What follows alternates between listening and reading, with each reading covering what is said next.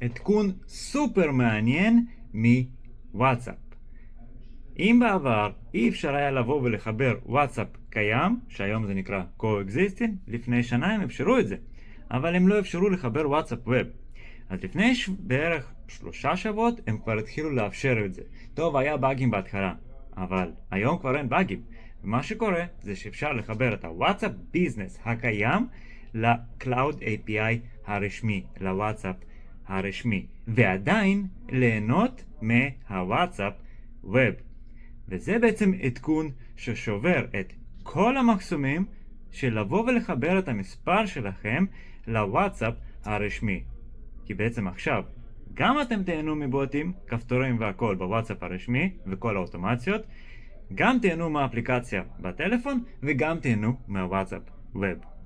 לעוד טיפים, תעקבו אחריי. רוצים את השירותים שלנו? תשאירו את הפרטים כאן למטה ובואו נדבר.